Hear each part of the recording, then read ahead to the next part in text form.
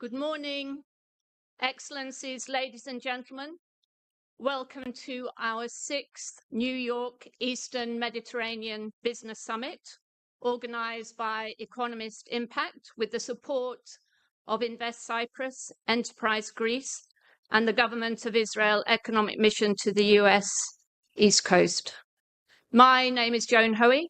I've worked for 30 years for the Economist Group, mainly in the country analysis and forecasting division, the Economist Intelligence Unit, and I'm going to be your moderator for today. And I'm very much looking forward to our discussions over the next few hours. Before we start, I would like to thank our sponsors who've helped to make this event possible.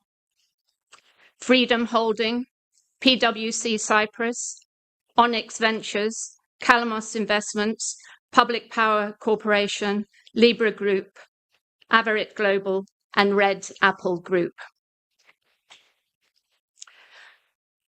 I had intended to start promptly with our first guest speaker at 9 o'clock, but I do want to say a few words by way of an introduction, just to set out some of the questions and themes that we want to address during our discussions today. As we've seen from the first 100 days or so, what we're seeing is a man on a mission, a president on a mission in his second term. And my interpretation is that that mission is mainly a domestic one. I think President Trump's actions to date, his State of the Union address, tell us that his administration is focused very much on fixing what it sees as a dysfunctional America. The administration is committed to restoring control over government and thus restoring some measure of accountability between voters and the government.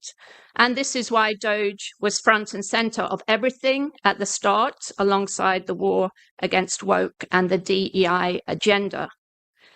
And what President Trump is doing is actually the opposite of what we've often seen in the foreign policy arena. Often we see political leaders who are struggling to impose their authority at home in the face of domestic problems, trying to burnish their authority on the international stage. By contrast, President Trump wants to win authority and legitimacy at home by confronting what he sees as the political, moral, and operational decay of America's institutions. And this agenda is what is defining and driving his administration's approach to foreign policy. Of course, President Trump likes to appear on the international stage. He likes to be seen as a deal maker, a problem solver, a peacemaker. Team Trump may have an overarching foreign policy objective, and that, I would say, is putting America in a stronger position to deal with its main rival, China. But all foreign policy is subordinated to the primary goal of taking back control at home and, to use the term, making America great again. The foreign policy focus is therefore on ending foreign entanglements and dealing as soon as possible with issues and conflicts that could demand more US resources and intervention. And that seems to me the guiding principle behind the administration's approach to ending the war in Ukraine and also its approach to the Middle East. Just briefly want to say something about the what's happening with the global economy and what we can expect for the economies of the Eastern Mediterranean region. One thing I think we can say for sure is that global policy uncertainty is at an historic high. It's at least on a par with the pandemic era when nobody knew what was going to come next. President Trump has paused implementation of the so-called reciprocal tariffs, announced a 90-day truce with China, having previously raised the weighted average tariff rate on US imports to historically high levels. And these tariffs exceeded all expectations and have been a major shock to global trade and the global economy. with policy volatility and tariff uncertainty halting the momentum of a previously strong US economy, many economists are now anticipating a US recession this year. We're going to talk about that in a moment. Many forecasting organizations have revised down their growth forecasts for the major economies, including China, the EU, Japan, India, as protectionism moves the global economy into a worse equilibrium characterized by weaker growth and lower productivity. What about the Eastern Mediterranean countries? How exposed are they to the fallout from geopolitical uncertainty, tariff wars, and transatlantic rifts? The good news, I would say, is that they are less exposed than others and have very solid foundations on which to deliver robust growth.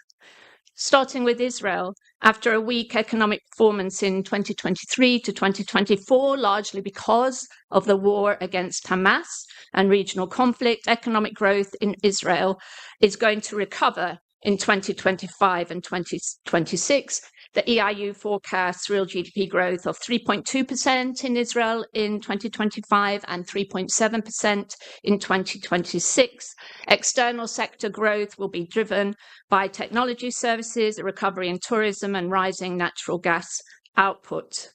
After a temporary resurgence in early 2025, inflation will remain largely within the 1% to 3% target range, falling more significantly in 2026 to 2029. What about, well, just to say a few words about the resilience of the Israeli economy.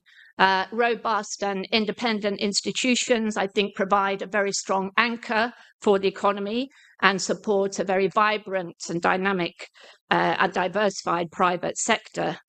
The economy has grown very strongly in recent decades. The financial sector is well managed and regulated, reducing risks from politically triggered volatility and contagion risks.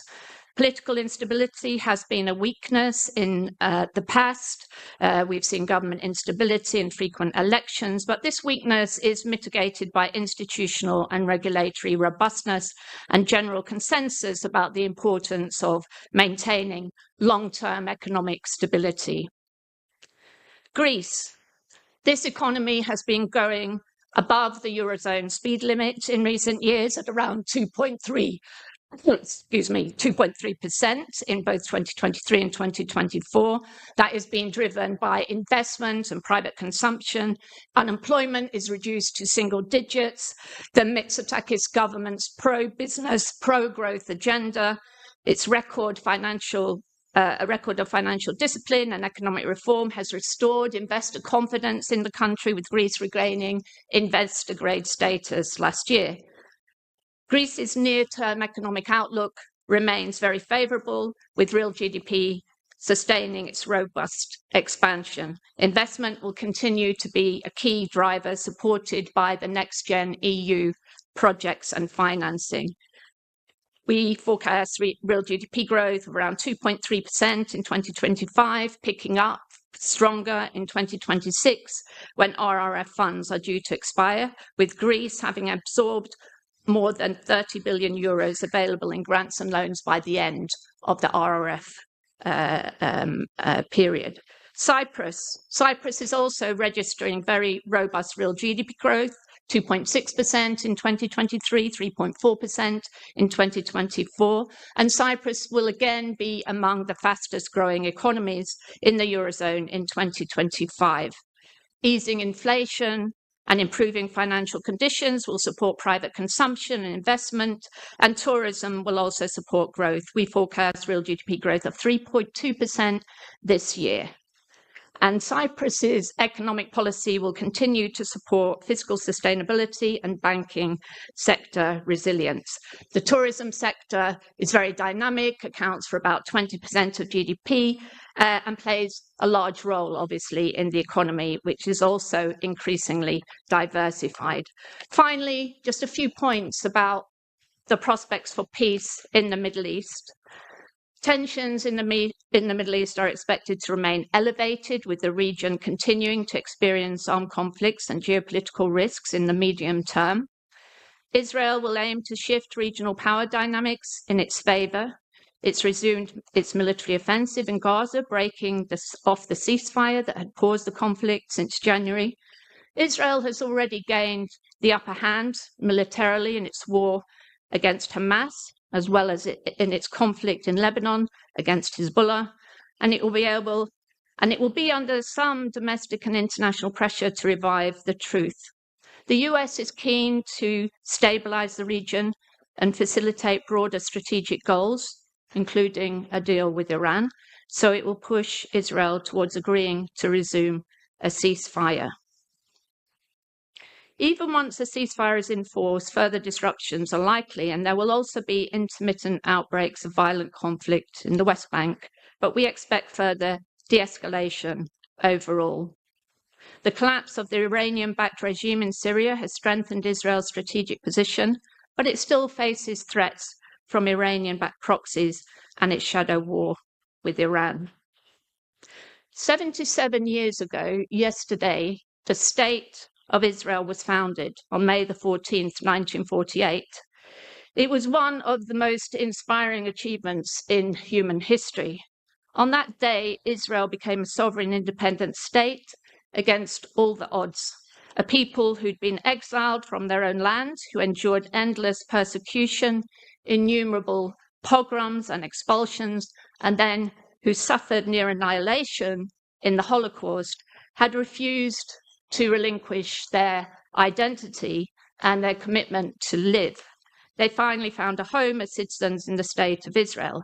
And that state is still standing today against all the odds, and despite being surrounded by hostile states and non-state actors who have on countless occasions sought to defeat and destroy it.